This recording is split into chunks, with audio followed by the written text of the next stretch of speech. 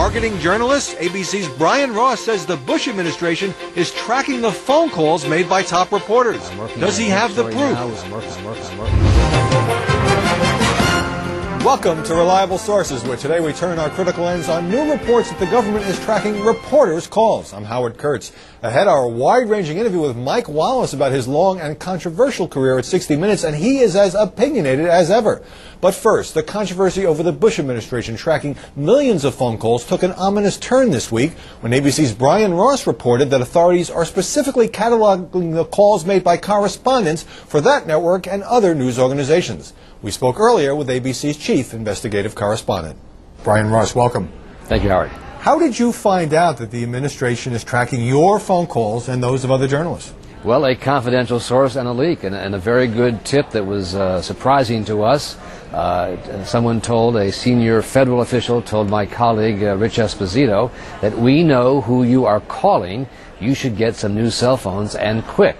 And that's what we know, Howard. We don't know how it is they know who we're calling. We've been trying to figure that out. But this source is so good that we take it very seriously. Just on a personal level, what was your reaction to learn that law enforcement officials, according to this source, are analyzing the numbers that you dial, presumably in an effort to track down your other confidential sources? Well, you know, I guess in an abstract way, I always thought that was likely or possible. But once I actually heard this specific information, and this person knew a couple of specific calls, it was truly alarming and made you think, well, my gosh, what are we going to do about this? I mean, it means a lot more in-person visits. I'm working on a big story now with people who are confidential sources inside the Federal Air Marshal Service. They were all alarmed that they might be exposed as talking with me in violation of rules, so it's of great concern.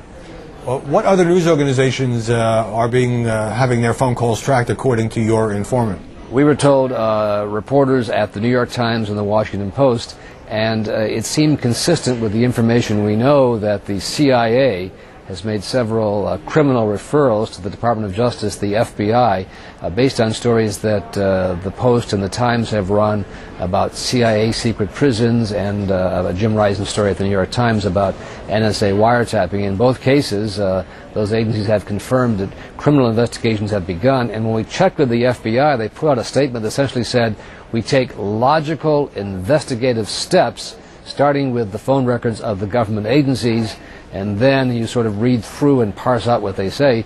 It seems that if they go after reporters, they say they do it in a legal fashion. Not exactly a hard denial. Were you given any names of journalists who might be on the receiving end of this? Other than Esposito and Ross, no, but I'm assuming your colleague Dana Priest and Risen and others at the Times who have done a lot of important work that involved information that the CIA, I assume, presumes to be classified, and they see that as a violation of the law, and that starts the process by which they essentially can use provisions of the Patriot Act if they chose, or just a grand jury to pursue it. And it makes me feel, in a way, and this is, I think, the disturbing part, as if we are drug dealers or terrorists trying to traffic in information, and should we be using bags full of quarters like old mafia capos to avoid having our phone calls traced. And I don't think I'm doing anything wrong. I don't think any other reporter is either. We're trying to cover these stories, which are difficult but which are very important. In those old movies, reporters would go to phone booths to make the calls, but there aren't that many phone booths anymore. You can't find them anymore, right? But now let me take the other side. If sources are leaking classified information, which is illegal on their part,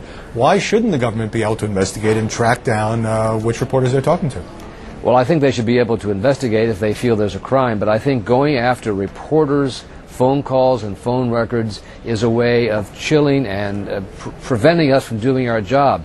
And if you are chilling reporters, you're chilling the First Amendment. And I think that the public's right to know in this case supersedes these issues. If on their own they can figure it out, I think that's fair game in a way.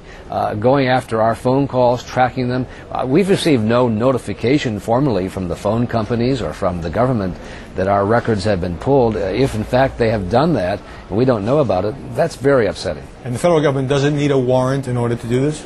Well, I checked on that. There are two ways. They have something called the National Security Letter, which is a provision of the Patriot Act, in which essentially it's a FBI desk subpoena. An FBI agent can write it up and send it off, and the phone companies have to turn over the records and they're prohibited from diverging the fact to the customers. The FBI says they don't, as a practice, do that involving reporters. The other way is to use a sitting grand jury and issue a subpoena or go to a judge and get a warrant. But there, we're told that the FBI sometimes will ask for a stay of notification so you don't find out until afterwards. They do that in the case of a drug dealer. They don't want him to know they're investigating him. But in our case, there should be reason for us to be able to challenge it, and that, in fact, actually is underway now in New York, Howie. As you know, the New York Times got word that prosecutor Patrick Fitzgerald was after the phone records of several of its reporters. Right. They have fought it in court. Let me just jump in here because we're short on time. That USA Today story, which said that the big telecommunications companies were cooperating with this National Security Agency monitoring of calls. At first, Verizon issued a denial. Now, Bell South has demanded a retraction. Is that story falling apart? I don't think it's falling apart. I think there may be an issue with the word of whether there was a contract between the phone companies and the government, and that seems to be what they're hanging their hat on. But the bare bones of it were certainly confirmed to us and to others. The outline of the program was confirmed to us by senior officials. I think the story stands up. There may be some details that aren't quite right, and they're hanging their hats on that. USA Today is standing by that story as well. Now, you wrote on your blog on ABC's website about the fact that your calls and the calls of other journalists apparently are being not eavesdropped upon, but certainly tracked and monitored. Why did you not report this on the air? We have created this new ABC News blotter, we call it. We don't call it a blog, but where we have put out a number of stories that we break as we come across. And this has become an important way for us to communicate stories as they're developing. We sort of post them. It's like an old-fashioned police blotter. As things happen, we note them and put them there. And we're still working on a number of stories for World News Tonight on that issue. But that takes sometimes a more sophisticated and pulling those stories together, sometimes like a bigger reporting effort than the blotter, which is an accurate way, but sometimes it's as it happens, we're putting it out and watching it develop. All right, well, I guess I'll have to add that blotter to my daily media diet. Brian Ross, thanks very much. Well, thank you, Howard. I hope you do.